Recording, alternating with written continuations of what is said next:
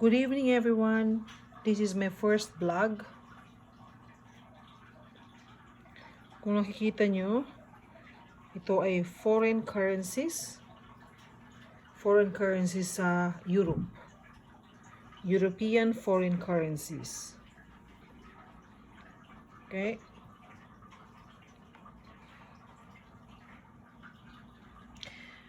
Okay, ito ang Romanian leu. Romanian leu. L-E-U. Romanian leu. Meron akong 10 denominations. Ito ang back, ito ang front and back. At meron din akong 5 denominations. Ito yung front, ito yung back. At meron din 1. So same thing, front and back. Romania. Sa Romania to gagastusin. Pero sa Romania, nagtatanggap din sila ng euro.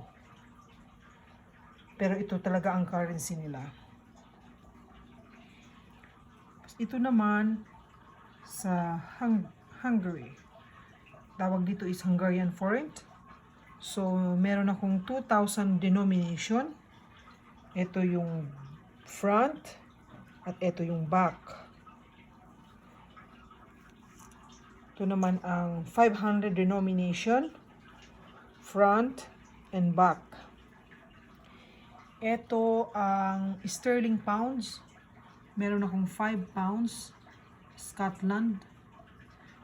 Ito, nung pumunta ako sa UK, nung ginagastos ko to sa London, hindi siya tinatanggap ng isang store doon na pinuntahan ko. So, I just keep it. Pero, makikita mo kasi the Royal Bank of Scotland. Nung pumunta ako sa Scotland, yan, sinuklian ako niyan. Tapos, ito naman ang 10 sterling pounds. Ito yung front, at ito yung front. Ito naman yung back. At ito ang 20 denomination niya. Same thing. Front and back. Si Queen Elizabeth. Okay? Ito naman ang sa Czech Republic. Ang tawag dito is Czech koruna. Meron lang akong 500 denomination. Ito ang 500 front and then back. At ito ang European currency na Europe. Tinatanggap ito sa iba-ibang bahagi sa Europe. Ito sa Amsterdam, sa Italy, sa Austria, sa Germany, at kung saan-saan pa. Okay. Ang 50 euro, o ang isang euro ay nagkakahalaga ng 1 euro is equals to 56.09 Philippine pesos. So, ang halaga ng 50 euro na to ay katumbas ng 2,804.50 pesos. Yan.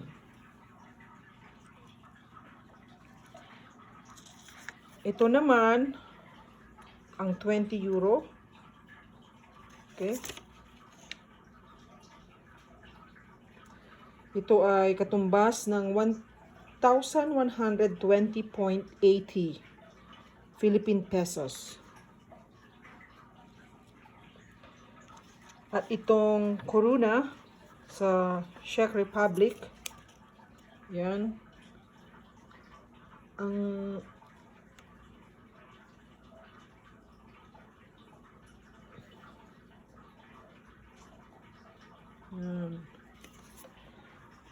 ito ang conversion ng pounds to Philippine pesos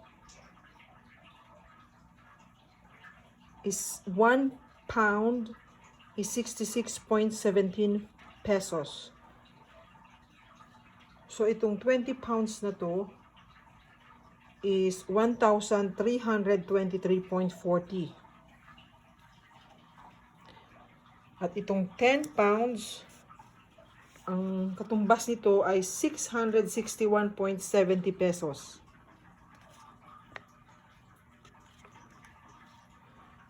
At ito ang 5. Nag-iisa lang to. Kasi nga hindi ibinabayad ko to sa London, hindi tinanggap. So, inuwi ko na lang nung pumunta ako sa Scotland. Okay?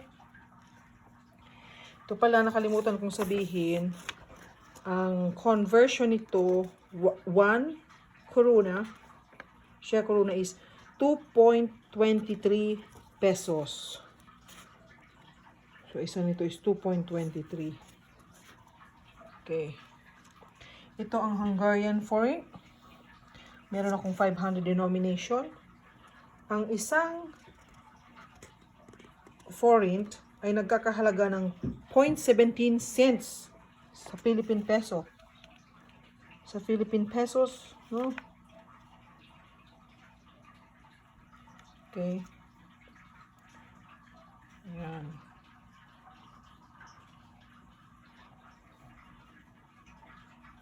Tapos ito naman, nagkakahalaga ito ng, ang isa nito is 11 pesos and 74 cents. Ayan.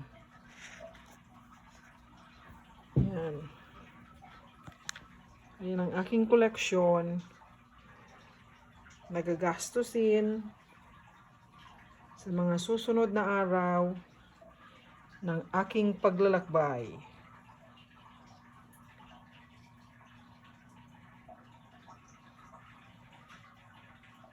Minsan sabi nila mas maiging may card. Oo, mas ma-card, may ano. Kaya lang, kasi ang card naman dito sa Canada, kung gagamitin mo ang debit card, may charges siya na international charges. So, for every transactions, meron kang magbabayad ka for every transaction ng 5 Canadian dollars. Tapos, meron pa siyang yung conversion rate nun, plus yung yung 4% overall charges. So, malaki ang gagastusin. So, mas okay na kung pupunta ka sa mga lugar na to, may dala ka kahit konting magagamit. Saka minsan kung down din ang system, hindi mo magagamit ang card. Ang mga Mastercard, saka Visa card or Amex, American Express, meron silang mga charges, mga bank charges. Yeah. So, mas okay na magdala ng currency kung saan ka pupunta. Although, ang euro ay tinatanggap din sa Czech Republic, sa Hungary. Pero mas maigi nang meron kang sariling currency. Kasi base sa nabasa ko, tatagain ka daw sa conversion. So, mas okay na. Dito ka na magpalit. Yan.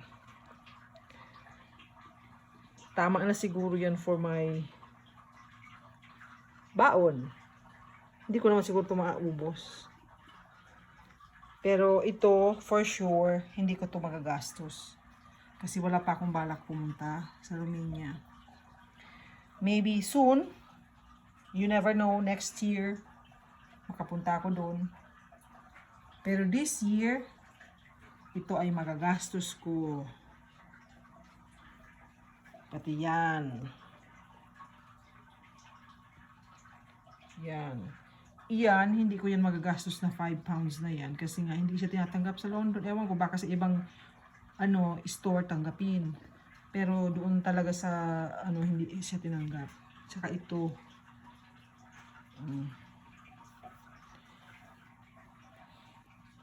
Mga pambayad sa museum entrances, pagkain. Yan. Oh. Ngayon, sana may natutunan kayo sa vlog ko ngayon. Sa susunod, meron pa akong different currency collection. Middle East collection naman. So, see you next time. Ayan. Thank you for watching. Bye-bye!